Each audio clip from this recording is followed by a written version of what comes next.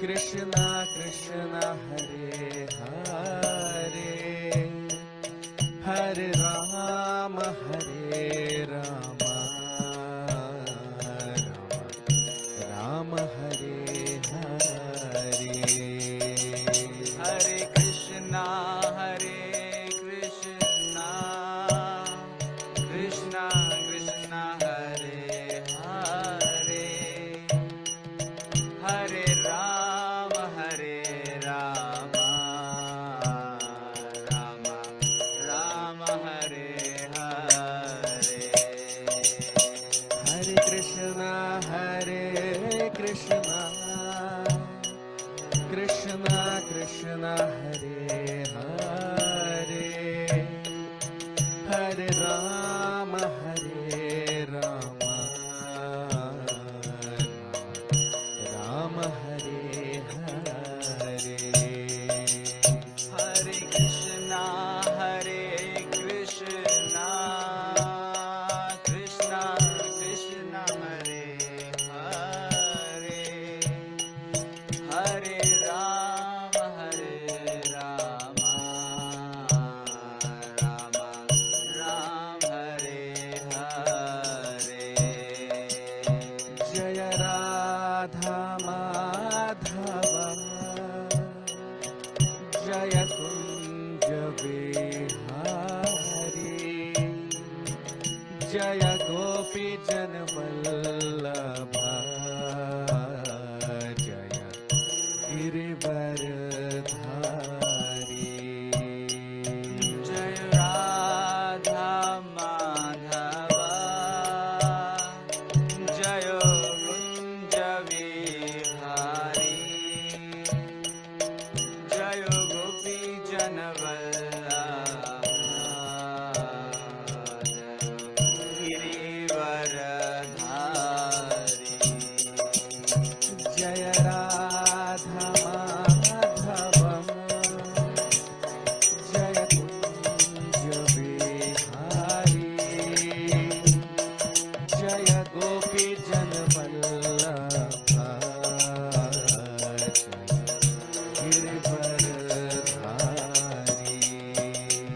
Jai Radha Madhava Jai Kunja Vihari Jai Gopi Jana Vallabha Jai Girivaradhari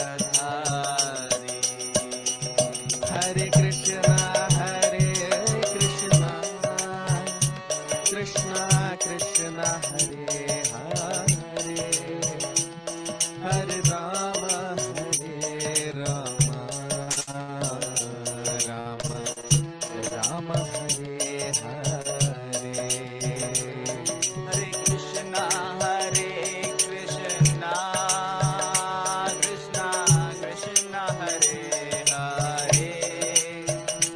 Hare Rama Rama Rama Hare Hare Hare Krishna Krishna Krishna Hare Hare Hare Rama Rama Rama Hare Hare Hare Krishna Krishna Krishna Hare Hare Hare Rama Rama Rama Hare Hare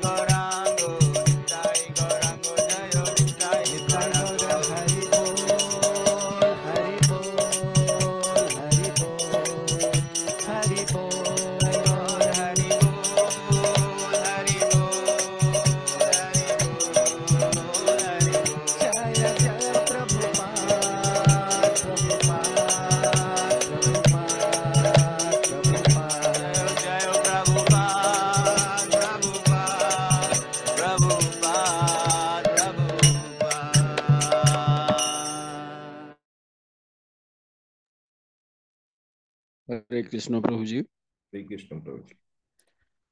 आरंभ करंतु प्रभु प्रभु जी, प्रद्युम्न प्रभु जी आज अनुमोदन करने को चाहूले प्रभु जी, message टा आपन को पठेइथिली देखिले कि नहीं प्रभु जी, ठीक अच्छी प्रद्युम्न प्रभु जी। हरे कृष्ण। ओम हरे कृष्ण भगवते प्रभु जी। वासुदेवाय। ओम नमो भगवते वासुदेवाय। ओम नमो भगवते वासुदेवाय। राधे जय जय माधव दयिते। राधे जय जय माधव दयिते। गोकुल तरुणी मंडल मोहिते। राधे जय जय माधव दयिते। दामोदर रति वर्धन बेसे। दामोदर रति वर्धन बेसे। हरि निष्कुट वृंदा विपिने से। राधे जय जय माधव दयिते। वृषभानु दधि नव शशिलेखे। वृषभानु दधि नव शशिलेखे। ललिता सखी गुण रमित विशाखे। राधे जय जय माधव दयिते। करुणा करुमयी करुणा भरिते। करुणा करुमयी करुणा भरिते। सनक सनातन वर्णित चरिते।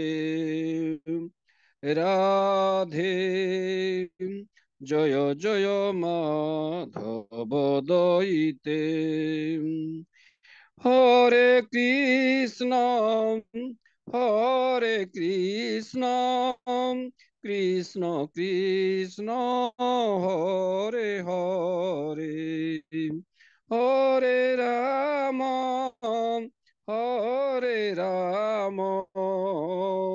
राम राम हरे हरे।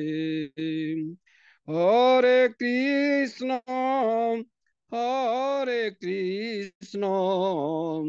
कृष्ण कृष्ण हरे हरे। हरे राम राम राम हरे हरे। हरे कृष्ण कृष्ण कृष्ण हरे हरे। हरे राम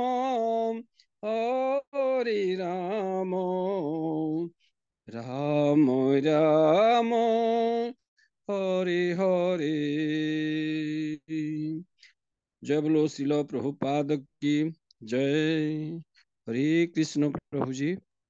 हरे कृष्ण प्रभु। हरे कृष्ण समस्तो।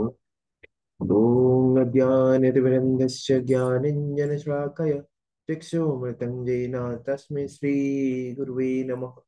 श्रीचैतन्यं मनोभीष्टं स्थापितं येन भूतले स्वयं रूपं कदा मह्यं ददाति स्वपदान्तिकं। वन्देऽहं श्रीगुरुश्रीयुतपदकमलं श्रीगुरोन् वैष्णवांश्च।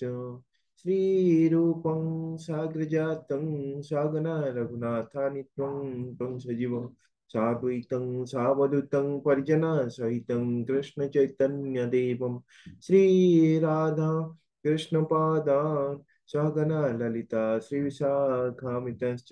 नमो विष्णुपादाय कृष्णपृष्ठाय भूतले श्रीमते भक्तिवेदान्त स्वामिनीति नामिने नमस्ते सरस्वती देवी गौरवाणी प्रचारिणे निर्विशेष शून्यवादी पाश्चात्य तारिणे।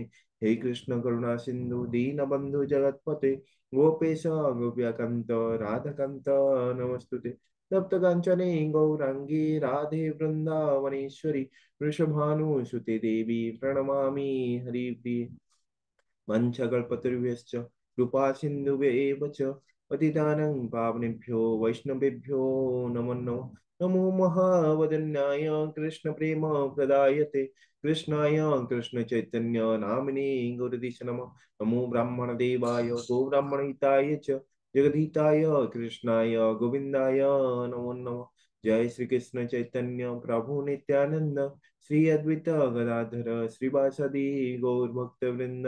हरे कृष्णा कृष्ण कृष्ण हरे हरे हरे राम राम राम हरे हरे। हरे कृष्ण कृष्ण कृष्ण हरे हरे हरे राम राम राम हरे हरे। हरे कृष्ण कृष्ण कृष्ण हरे हरे हरे राम राम राम हरे हरे। ओम नमो भगवते वासुदेवाय। ओम नमो ओम नमो भगवते भगवते वासुदेवाय। शिवाय।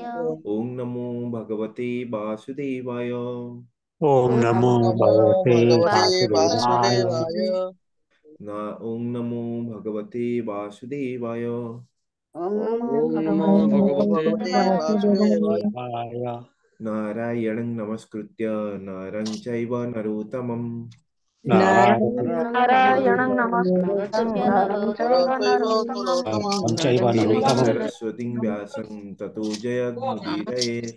देवीं देवी सरस्वतीं देवीं व्यासं सरस्वतीं ततो व्यासं मुदीरये। ततो जयमुदीरये। नष्टप्रायेषु भद्रेषु नित्यं भागवत सेवया नक्षत्रादिषु नष्टप्रायेषु भागवत भगवत सेवया सेवया। भगवते उत्तमश्लोके भक्तिर्भवति नैष्टिकी भगवते भक्ते उत्तमश्लोके भक्तिर्भवति भक्तिर्भवति नैष्टिके भवति नैष्टिकी। नैष्टिकी। हरे ମାନେ कृष्ण। ଥଣ୍ଡା ହଉଥିବ ନେଇକି ଯ। हरे कृष्ण हरे प्रभु जी। कृष्ण प्रभु जी दंडवत प्रणाम। हरे कृष्ण दंडवत। सब म्यूट कर दियंतु। हरे कृष्ण।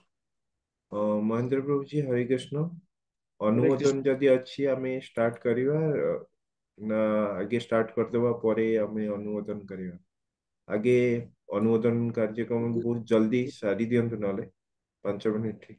गोटे करिया प्रभुजी गोटे आगे मात्र श्लोक आज पढ़ी करिया तापर से अनुमोदन टा कहबे क्लास एंड करिया। ठीक है प्रभु जी। इस्कन बांग्लोर पक्षर समस्त को स्वागत जनावु। श्रीमद् भागवतम तृतीय स्कंद दशम एकादश अध्याय परमाणु द्वारा काल निरूपण श्लोक संख्या 1। मैत्रेय उवाच चरम सद विशेषाणम अनेको संजुत सदा परमाणु सविज्ञयो नृणाम ऐक्य भ्रमोजत। हरे कृष्ण। मैत्र मुनि कहिले कार्य स्वरूप पृथिव्यादि अंशर चरम अर्थात जार आर अंश संभव हुए नहीं, अनेक अर्थात कार्यावस्था मध्य प्राप्त हुए नहीं एवं जहाँ अन्य सहित अमिलित बा समुदाय अवस्था अप्राप्त अतएव कार्य और समुदाय अवस्था अवगत हेले सुधा अर्थात प्रलय परि मध्य जहाँ विद्यमान थाए ताहा ही परमाणु नाम विदित। यही सबु परमाणुर सम्मिश्रण ही जड़ शरीर किंतु साधारण लोके एहाकु भूल बुझंती। हरे कृष्ण प्रभु जी।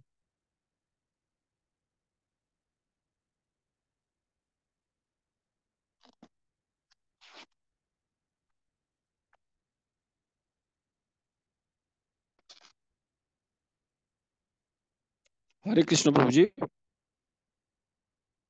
हरे कृष्ण प्रभु जी आपण जो अनुवाद टा पढ़िले टिके अलग अछि प्रभु जी। तो आज्ञा भौतिक स्वरूपर अंतिम क्षुद्रांश होची परमाणु जहाँ अविभाज्य और आकृतिहीन एपरिक समस्त स्वरूपर विलय परे ताहा अदृश्य सत्ता रूपे विद्यमान। भौतिक वस्तु केवल एक परमाणु समूहर समष्टि मात्र किंतु साधारण लोक याकू भूल बुझंती।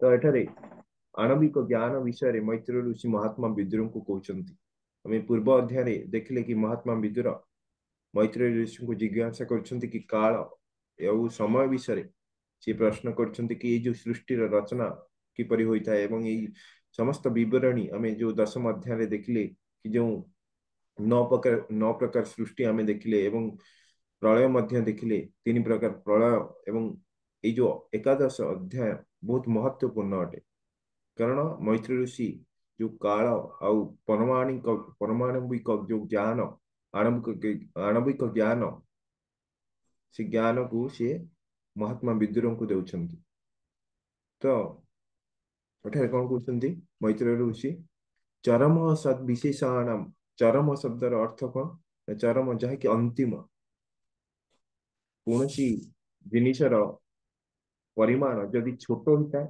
सबुठारु छोट एवं जदि बड़ होता है सबुठारु बड़ जोटा कि माने देखिया गले जोटा कि अंतिम चरम सीमा तो चरम बड़ एवं छोट छोट व्यवहार करा जाए एवं तो चरम सद विशेषाणाम तो ये जो सृष्टि अच्छी भौतिक सृष्टि ये जो भौतिक जगतर सबुठारु छोट जिनिस बा भाग होची कौन ना परमाणु अनेक संयुक्त सदा एवं यह सबुठारु छोट भाग अटे यह कौनसी प्रकार ताकू विभाजन करि परिबा नाही बा ताकू भांगी परिबा नाही परमाणु होची कौन ए पृथ्वी रे सबुठारु छोट जिनिस होची सूक्ष्म जिनिस होची कौन ना परमाणु ताकू भांगी परिबा नाही तो एठारे मैत्रेय ऋषि कहउछन्ति परमाणु सविज्ञ ताकू परमाणु यह परमाणु ही कहा जाए एवं नूणम ऐक्य भ्रमो यतः एवं नूण जो नूणम बोली कहा जाए जो मानव माने मनुष्य माने से माने यह को बुझी पारंती नहीं यह को बुझी पारंती नहीं भ्रम रे पड़ंती तो आमे भौतिक विज्ञान मध्य यह मध्य आमे जानती जो हम पाठ्यक्रम रे आमे जहाँ भौतिक ज्ञान आहरण करती ताहा मध्य एही ज्ञान उपरे पर्यवेसित ये परमाणु विषय कि परमाणु सबुठारु क्षुद्रतम अंश अटे कौन सी जिनिस को जो आम भांगी भांगी जाती सभा शेष कौन आसे ना परमाणु ताकू केबे भी भंगा जाई परिबो नाही शेष रे आसे परमाणु जहाँकि ताकू विभाजन आउ जदि भांगिया को चेष्टा करिया तथापि आम भांगी परिबा नहीं सबुठारु क्षुद्रतम अंश होची कौन ना परमाणु जोटा कि शेष भग्नांश बोली कहि परिबा तो प्रत्येक वस्तु ये परमाणु मानकर समष्टि अटे तो कौन भी पदार्थ आम भौतिक जगत देखुंत तो से भौतिक जिनिसर जो शरीर हो ता सब कौन ना से परमाणु परमाणु मानकर समष्टि द्वारा से शरीर से पदार्थ मान सृष्टि होती पूरा जगत परमाणु मान द्वारा ही सृष्टि परमाणु मानकर संजोग द्वारा सृष्टि होती एवं ये जो भगवत ज्ञान आम जहाँ देखुंत ये जो भगवत ज्ञान यह बहुत पूर्व देखा गले मैत्रेय ऋषि कही सारी महात्मा विदुर किंतु से ज्ञान भगवत ज्ञान एबे आमे कौन करछंती ना आमे भौतिक विज्ञान जो बही आमे अष्टम नवम दशम श्रेणी आमे अणुपरमाणु विषय ज्ञान आहरण करछंती तो ये भागवत ज्ञान रे समस्त ज्ञान सम्मिलित होइकी अछि एवं शास्त्र रे कहे विद्या भागवत विधि कि भगवत ज्ञान हूँ कौन जहाँ समस्त ज्ञान श्रेष्ठ अटे चरम अटे एवं यही जो परमाणविक ज्ञान ये जो परमाणु द्वारा कौन हुए ना समस्त ब्रह्मांड सृष्टि हुई ये ब्रह्मांड समस्त पदार्थ सृष्टि एवं यही परमाणु हूँ कौन ना सनातन यह केबे नष्ट हुए नहीं एवं यह हूँ कौन काल जो काल पचारि महात्मा विदुर यही काल शाश्वत काल जो अच्छी तार अति सूक्ष्म रूप हूँ कौन ना यही परमाणु जहाँकि सनातन अटे हरे कृष्ण प्रभु जी आमे आउ गोटे श्लोक नहीं जीवा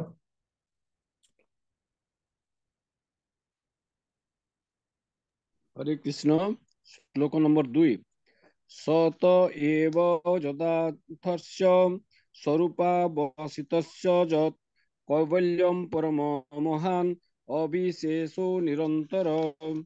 हरे कृष्ण अनुवाद ଦୃଶ୍ୟ ଜଗତର ଅନ୍ତିମ ଅବସ୍ଥା ହେଉଛି ପରମାଣୁ, ଅର୍ଥାତ୍ ତାହାର ଚରମାଂଶ ହେଉଛି ପରମାଣୁ। ତାହାର ଅବସ୍ଥାନ୍ତର ପ୍ରାପ୍ତ ନ ହୋଇ ସ୍ୱରୂପରେ ଅବସ୍ଥାନ କଲେ ତାହାର ଯେ ଐକ୍ୟ, ତାହାର ନାମ ପରମ ମହତ୍। ଆମେ ଯେଉଁ ଶରୀର ସବୁ ଏଠାରେ ଦେଖୁ ସେ ସବୁ ନିଶ୍ଚିତ ଭାବେ ବିଭିନ୍ନ ପ୍ରକାରର, କିନ୍ତୁ ପରମାଣୁ ଗୁଡ଼ିକ ବିଶେଷ ଭେଦ ରହିତ। ସେଇଥିପାଇଁ ଏହି ପରମାଣୁ ଦ୍ୱାରା ଗଠିତ ଏ ପ୍ରପଞ୍ଚକୁ ପରମ ମହତ୍ କୁହାଯାଏ। ହରେ କୃଷ୍ଣ ପ୍ରଭୁଜୀ। ହରେ କୃଷ୍ଣ। ତ ଏଇ ଯୋଉ ଦୃଶ୍ୟ ଜଗତର କଣ କହୁଛନ୍ତି ଅନ୍ତିମ ଅବସ୍ଥା ହଉଛି କଣ? ପରମାଣୁ। ତ ମୈତ୍ରେୟ ଋଷି କହୁଛନ୍ତି ପରମାଣୁ ହଉଛି କଣ? ଏଇ ଭୌତିକ ଜଗତର ସବୁଠାରୁ ଛୋଟ ବା ସୂକ୍ଷ୍ମ ଅଂଶ ଅଟେ, ଏବଂ ତାହା ହିଁ କଣ ହଉଛି ନା ପୁରା ଏଇ ଭୌତିକ ଜଗତର ସିଏ ହଉଛି କଣ? ଅନ୍ତିମ ଅବସ୍ଥା। ଯେତେ ଆମେ ଭାଙ୍ଗି ଭାଙ୍ଗି ଭାଙ୍ଗି ଭାଙ୍ଗି ଭାଙ୍ଗି ଯିବା କୌଣସି ପଦାର୍ଥକୁ, ସେ ଶେଷରେ କଣ ହବ? ଅନ୍ତିମରେ କଣ ହବ ନା ପରମାଣୁ ହିଁ ହବ। ଯଦିଓ ଏଇ ଯୋଉ ପରମାଣୁ ଗୁଡ଼ିକର ସମଷ୍ଟି ଦ୍ୱାରା ସମସ୍ତ ପଦାର୍ଥ ଏବଂ ଶରୀର ମାନଙ୍କର ରୂପ ଅଲଗା ଅଲଗା ସୃଷ୍ଟି ହୋଇଛି, ଯେପରି ଆମର ଶରୀର, ମୋର ଶରୀର ଅନ୍ୟମାନଙ୍କ ଶରୀର ଅପେକ୍ଷା ଅଲଗା, ତ କିନ୍ତୁ ପରମାଣୁର ସ୍ୱରୂପ ହଉଛି କଣ? ଏକ ପ୍ରକାର। ଏବଂ ଏଇ ଯୋଉ ପରମାଣୁ ମାନଙ୍କ ଦ୍ୱାରା କଣ ହଉଛି ନା ସମସ୍ତ ସୃଷ୍ଟି ସମ୍ଭବ ହେଇପାରିଛି। ତ ଏଠାରେ ସେଇ କଥା ହିଁ ମୈତ୍ରେୟ ଋଷି କହୁଛନ୍ତି କି ସତ ଏବ ପଦାର୍ଥସ୍ୟ ସ୍ୱରୂପ ଅବସ୍ଥିତସ୍ୟ ୟତ୍। ଯୋଉ ଭୌତିକ, ଆମେ ଭୌତିକ ଜଗତକୁ ଦେଖୁଛନ୍ତି ବା ଜଡ଼ ଜଗତକୁ ଦେଖୁଛନ୍ତି, ଏବଂ ଏଥିରେ ଥିବା ଯୋଉ ପଦାର୍ଥ ମାନଙ୍କର ଯୋଉ ରୂପକୁ ଆମେ ମାନେ ଦେଖନ୍ତି, ଏ ସମସ୍ତ ରୂପ ପରମାଣୁ ମାନଙ୍କର ସମଷ୍ଟି ଦ୍ୱାରା ତିଆରି ହୋଇଥାଏ। କିନ୍ତୁ ଯଦି ଆମେ ଗୋଟିଏ ପରମାଣୁକୁ ଦେଖିବା ବା ବିଭିନ୍ନ ପରମାଣୁ ମାନଙ୍କୁ ଦେଖିବା, ତ ସେଥିରେ କଣ ନା ମୈତ୍ରେୟ ଋଷି କହୁଛନ୍ତି କୈବଲ୍ୟଂ ପରମଂ ପରମ ମହାନ ବିଶେଷ ନିରନ୍ତର। ମାନେ ଏଇ ଯୋଉ ପରମାଣୁ ମାନଙ୍କର ଯୋଉ ସ୍ୱରୂପ, ସମସ୍ତଙ୍କର ସ୍ୱରୂପ କଣ? ଏକାପରି ଅଟେ। ଯଦି ବା ସେ ପରମାଣୁର ସମଷ୍ଟି ଦ୍ୱାରା ଅନେକ ପଦାର୍ଥ ସୃଷ୍ଟି ହଉଛି, ଅନେକ ଶରୀର ସୃଷ୍ଟି ହଉଛି, ତିଆରି ହଉଛି, ତଥାପି ସେ ପରମାଣୁ ମାନଙ୍କର ଆକାର ବା ତାର ସ୍ୱରୂପ ସମସ୍ତଙ୍କର ସମାନ। ଯେମିତି ମନୁଷ୍ୟର ରୂପ ଅଛି, ପଶୁର ବି ରୂପ ଅଛି, ସମସ୍ତଙ୍କର ଅଲଗା ଅଲଗା ରୂପ ଅଛି, ଅଲଗା ଅଲଗା ଶରୀର ଅଛି। କେବଳ ଏହା ନୁହେଁ କି ଆମେ ଯଦି ଦେଖିବା କି କୌଣସି ଭୌତିକ ପଦାର୍ଥ ମାନଙ୍କୁ ଦେଖିବା, ତାହେଲେ କି ଯେପରି ଆମେ ପାହାଡ ଦେଖୁଛନ୍ତି, ପର୍ବତ ଦେଖୁଛନ୍ତି, ନଦୀ ଦେଖୁଛନ୍ତି, ତ ଏସବୁ ଅଲଗା ଅଲଗା ତାର ରୂପ ଅଛି। ଅଲଗା ଅଲଗା ଗ୍ରହ ମାନଙ୍କର ଯୋଉ ଅଲଗା ଅଲଗା ରୂପ ଅଛି, ଅଲଗା ଅଲଗା ଲୋକ ଅଛି, ସେମାନଙ୍କର ବି ଅଲଗା ଅଲଗା କଣ ଅଛି ନା ତାର ରୂପ ଅଛି এই ଭୌତିକ ଜଗତରେ। ତ ଆମେ ଅଲଗା ଅଲଗା ପଦାର୍ଥ ମାନଙ୍କର ମଧ୍ୟ ଆମେ ଅଲଗା ଅଲଗା ରୂପ ଦେଖନ୍ତି। ଯଦିଓ ପରମାଣୁ ମାନଙ୍କର ସମଷ୍ଟି ଦ୍ୱାରା ଅଲଗା ଅଲଗା ପଦାର୍ଥ ତିଆରି ହୋଇଥାଏ, କିନ୍ତୁ ପରମାଣୁ ମାନଙ୍କର ସ୍ୱରୂପ ସମସ୍ତଙ୍କର ଏକା ପରି ସ୍ୱରୂପ ହୋଇଥାଏ, ଏକା ରୂପ ହେଇଥାଏ। ତ ଆମେ ଆହୁରି ଅଧିକ ଆମେ ଜାଣିବା। ହରେ କୃଷ୍ଣ ପ୍ରଭୁଜୀ। ହରେ କୃଷ୍ଣ। ତାହେଲେ କଣ ଅନୁମୋଦନ କରିବା ହଁ ତାଙ୍କୁ? ପ୍ରଭୁଜୀ, ହରେ କୃଷ୍ଣ ପ୍ରଭୁଜୀ। ଆପଣ ଅନୁମୋଦନ କରିବାକୁ ଚାହୁଁଛନ୍ତି ଯଦି କରିପାରିବେ ଏବେ। ଆମେ କାଲିଠାରୁ ନହେଲେ ତୃତୀୟ ଶ୍ଲୋକ ନେବା, ନହେଲେ ଆପଣ ଯେମିତି କହିବେ ପ୍ରଭୁଜୀ। ହରେ କୃଷ୍ଣ। हरे कृष्ण प्रभु।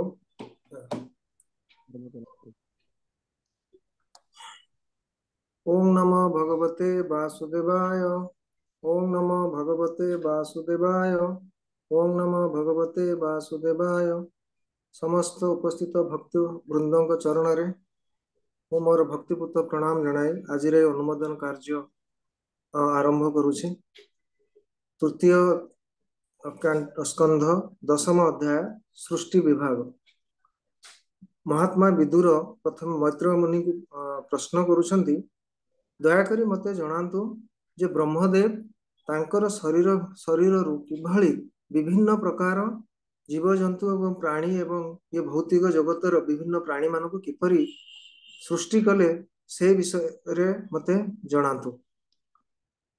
ये होची प्रथम श्लोक रे विदुर मैत्रेय मुनि को पचारिछंते। आमे जानिछे नवम अध्याय रे आमे जानिले भगवान ब्रह्मा जेतेबेले सृष्टि होइछले भगवानकर शरीर रु गर्भोदकशायक विष्णुଙ୍କ शरीर रु सृष्टि हेतिले जो कमल सृष्टि हेतिला ତା ଦେହରୁ ଯୋଉ ବ୍ରହ୍ମଦେବ ସୃଷ୍ଟି ହୋଇଥିଲେ ସେ ପ୍ରଥମେ କିଛି ଜାଣିପାରି ନଥିଲେ କିପରି ଏ ସୃଷ୍ଟିକୁ ସେ ସୃଷ୍ଟି କରିବେ। ତାଙ୍କର ଅଜ୍ଞାନତା ଅଜ୍ଞାନତା ପୂର୍ଣ୍ଣ ଭରି ରହିଥିଲା, ତେଣୁ ସେ କିଛି ଜାଣିପାରୁନଥିଲେ। ପ୍ରଳୟ ଜଳରେ ତାଙ୍କର ସମସ୍ତ ଯୋଉ ଜ୍ଞାନ ସେ ପ୍ରାୟ ନଷ୍ଟ ହୋଇଯାଇଥିଲା। ତେଣୁ ସେ କିଛି ଜାଣି ନ ପାରି ଭଗବାନଙ୍କୁ ସେ ଧ୍ୟାନ କରିଥିଲେ ଏବଂ ଭଗବାନ ତାଙ୍କ ଦର୍ଶନ ଦେଇ ତାଙ୍କ ହୃଦୟରେ ଦର୍ଶନ ଦେଇ ସେ କିଭଳି ସୃଷ୍ଟି କରିବେ ଏବଂ ସବୁ ଜିନିଷ ସେ ତାଙ୍କୁ ଉପଦେଶ ଦେଇଥିଲେ ଏବଂ ତାଙ୍କୁ କୃପା କରିଥିଲେ କି ହଁ ମୋର ତୁମ ଉପରେ ଆଶୀର୍ବାଦ ଅଛି ଏବଂ ସେଇଥିପାଇଁ ତମର ସୃଷ୍ଟି ଇଏ ସୃଷ୍ଟିକୁ ସୃଷ୍ଟି କରିବା ପାଇଁ ତମର ସୃଷ୍ଟି ତମ ମୋ ଦେହରୁ ସୃଷ୍ଟି ହେଇଛ, ତେଣୁ ତମକୁ ମୁଁ ଏ କୃପା କରୁଛି ଯେ ତମେ ଆଉ ଥରେ ଇଏ ବିଶ୍ୱ ଜଗତ ତମେ ସୃଷ୍ଟି କରିପାରିବ। ଏତକ କହି ଭଗବାନ ଅନ୍ତର୍ଧ୍ୟାନ ହୋଇଯାଇଥିଲେ। ଅନ୍ତର୍ଧ୍ୟାନ ହେଲା ପରେ ଭଗବାନଙ୍କର ନିର୍ଦ୍ଦେଶ କ୍ରମେ ବ୍ରହ୍ମଦେବ ପୁଣି ଥରେ 100 ବର୍ଷ ଭଗବାନଙ୍କୁ ପୁଣି ଥରେ ଧ୍ୟାନ କରିଥିଲେ ଏବଂ ଜାଣିବା ପାଇଁ ସେ କିଭଳି ପୁଣି ଥରେ ସୃଷ୍ଟି କରିବେ। ସେ ଧ୍ୟାନ ବଳରେ ଜାଣିପାରିଲେ ଯେ ସେ ତାଙ୍କର ଧ୍ୟାନ ବଳରେ ଭଗବାନଙ୍କଠୁ ତାଙ୍କର ମହତ୍ ଶକ୍ତି ବା ପରମ ଶକ୍ତି ଯୋଉ ପାଇଥିଲେ, ସେଇଥି ଦ୍ୱାରା ସେ ଯୋଉ ଆମର ଯୋଉ ପ୍ରଳୟ ଜଳ ଏବଂ ପ୍ରଳୟ ଜଳ ସହିତ ଯୋଉ ବହୁତ ଜୋର ସେ ପବନ ବହୁଥିଲା ତାକୁ ସେ ବ୍ରହ୍ମଦେବ ତାକୁ ସମସ୍ତଙ୍କୁ ପାନ କରିଦେଇଥିଲେ। ଉଭୟ ଜଳ ଏବଂ ବାୟୁକୁ ପାନ କରିବା ଦ୍ୱାରା ଶାନ୍ତ ପରିବେଶ ସୃଷ୍ଟି ହୋଇଥିଲା ଏବଂ ସେ ଆହୁରି ଜାଣିପାରିଥିଲେ ଯେ ଯୋଉ ପଦ୍ମରୁ ତାଙ୍କର ସୃଷ୍ଟି ସିଏ ପଦ୍ମ ଇଏ ତ୍ରିଲୋକ ସବୁଆଡେ ସେ ବ୍ୟାପିଛି ସେ ପଦ୍ମ ଏବଂ ସେହି ପଦ୍ମ ମଧ୍ୟରେ ହିଁ ସମସ୍ତ ବ୍ରହ୍ମାଣ୍ଡ ହିଁ ଲୀନ ହେଇ ଅଛନ୍ତି। ଭଗବାନ ସମସ୍ତଙ୍କର ମଞ୍ଜି ବୀଜ ସେଥିରେ ଅଲରେଡି ଉତ୍ପନ୍ନ କରିସାରିଛନ୍ତି ଏବଂ ତାଙ୍କୁ କେବଳ ସେ ଯୋଉ ଭଗବାନଙ୍କ ଦ୍ୱାରା ଉତ୍ପନ୍ନ ବୀଜକୁ ଇଏ 14 ବ୍ରହ୍ମାଣ୍ଡରେ 14 ମଣ୍ଡଳରେ ତାଙ୍କୁ ସବୁଆଡେ ବିଛାରିବାକୁ ପଡିବ। ସେ ହିଁ ବୁଝିପାରିଥିଲେ ସେ ତାଙ୍କର ଧ୍ୟାନ ବଳରେ। ତାହା ଫଳରେ ସେ କଣ କରିଥିଲେ, ସେ ଯୋଉ ପଦ୍ମ ଫୁଲର ଭିତରେ ପ୍ରବେଶ କରି ତାକୁ ପ୍ରଥମେ 3 ଭାଗରେ ବିଭକ୍ତ କରିଥିଲେ, ଯୋଉଟା କି ଆମର 3 ମଣ୍ଡଳ କୁହାଯାଏ।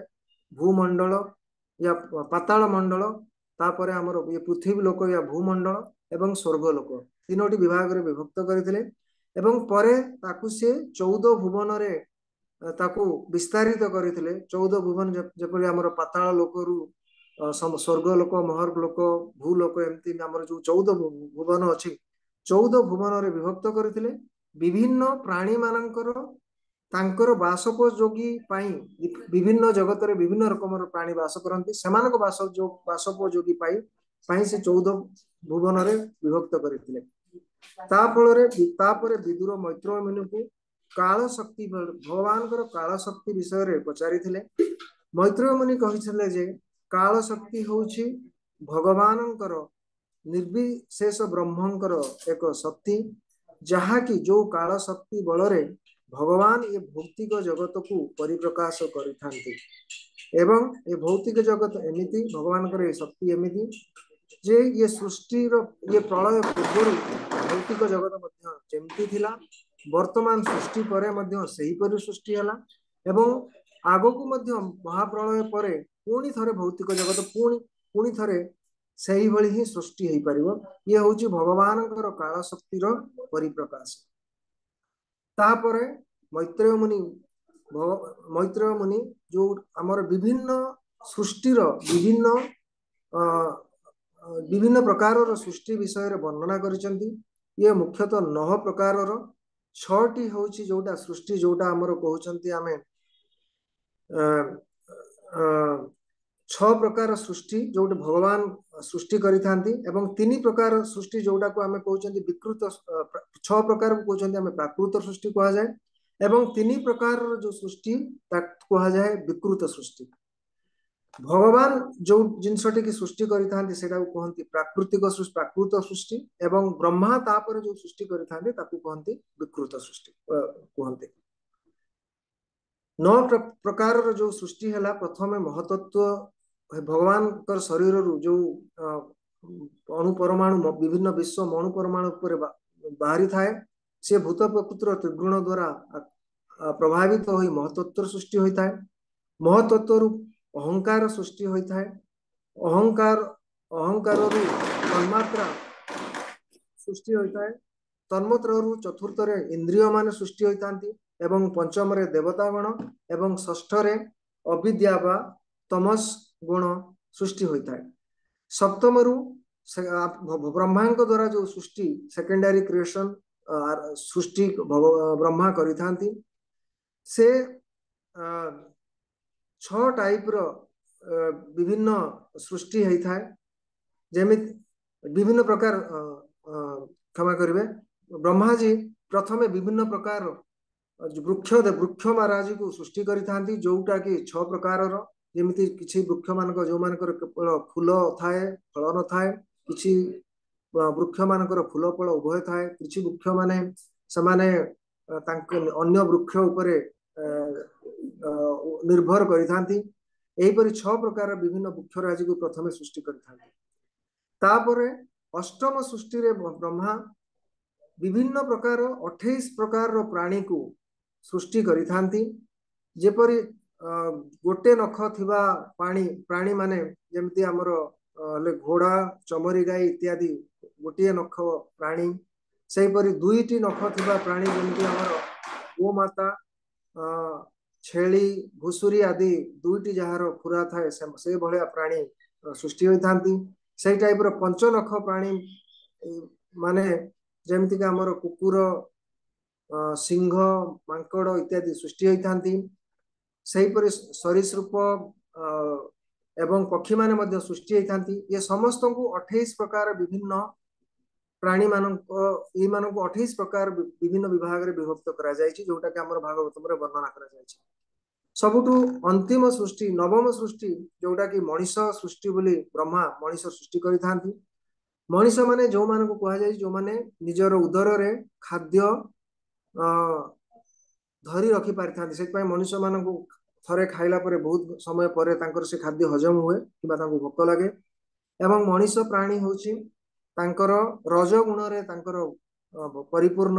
मनीष सबले किछ ना किछ उच्छा विलासी हिसाब रे ये भौतिक जगत रे बहुत कर्म बंधन रे लिप्त होइथाय एवं से उच्छा विलास पाई ये कर्म बंधन रे बंधित होई से केतबेले ही सुखी पाई कौनसी सुखी न पारी न थाए निजको से बहुत खुशी भाविया को पाइबा को चेष्टा कले मध्य भगवान ये जो निजर जो रजगुण पाई ताको केबे बेले खुशी मिली न थाए। यही जो होची मनुष्यर नवम सृष्टि होची मनुष्यर सृष्टि। दशम गोटे दशम प्रकार सृष्टि को होची जोड़ा को वैकृत भी कहउछंती जो माने विभिन्न देवादेवी कथा कह जाउछि जोहाकू ब्रह्मदेव सृष्टि करथांती। देवदेव किछि देवदेव भगवान निजे सृष्टि करथांती एवं अन्य किछि देवादेवी ब्रह्मा जी सृष्टि करथांती से मानको दशम सृष्टि बोली कह जाय। चारि कुमार जो माने निजे भगवान को प्रार्थना कला परे ब्रह्मदेव चारि कुमार को सृष्टि होइतला। तो चारि कुमार को तांको मिश्रित सृष्टि बोली कह जाय जोटा कि प्राकृत एवं वैकृत माने ब्रह्मा जी द्वारा सृष्टि एवं भगवान द्वारा सृष्टि दीटा को मिशामिशी सृष्टि बोली कह जाए। 8 रकमर देवादेवी ब्रह्मा सृष्टि करिथांती जेपरि कि हमर पूर्व पुरुष असुर माने दानव माने गंधर्व माने एवं विभिन्न परी माने पिशाच आ किबा जो मानकर अलौकिक शक्ति पाई थांती एही प्रकार 8 रकमर देवादेवी को ब्रह्मदेव सृष्टि करिथांती। एवं परवर्ती अध्याय रे ब्रह्मा 12 अध्याय रे मनु के विषय रे मनु किपरि सृष्टि होइथिले से विषय रे वर्णना करिबा कथा कह जायछि। एही एतेखिरे हमर ये दशम अध्याय रो परिसमाप्ति मु एति कहि मोर अनुमोदन एठी मु रखुछि। हरे कृष्ण धन्यवाद समस्त। हरे कृष्ण प्रभु। बहुत बहुत सुंदर बहुत बहुत धन्यवाद प्रभु जी। तो बहुत धन्यवाद प्रभु मते चांस देले कहबा को। एक्चुअली मु काली मु जान नथिले मु आज कहि परिबि कि नाही जाऊ आपण काली जदी कहि थांते प्रभु जी हम आउट एक्सटेंड करथाली ठीक अछि किछ नाही प्रभु। हम काली प्रिपेयर नथिल तो मु जानि नथिल कि आज मु कहि परिबि कि नाही जाऊ जति समय प्रिपेयर करके आज कहि परली। बहुत धन्यवाद प्रभु। बहुत बहुत धन्यवाद। भगवान को कृपा अछि आपण पकरे तो सेति में आपण हरे माने कृष्ण। ଆପଣ बहुत सुंदर भाव समस्त को भगवान कथा कही तृप्त करैछन्ति। हरे कृष्ण समस्त को। तो आमे क्लास को एठी एंड करिया। वंशाकल्पतरुभ्यश्च कृपा सिन्धुभ्य च पतितानां पावनेभ्यो वैष्णवेभ्यो नमो नमः। अनंत कोटि वैष्णव वृंद की जय। शिल प्रभुपाद की जय। हरे कृष्ण समस्त को। तीन थर हरे कृष्ण महामंत्र करिवा।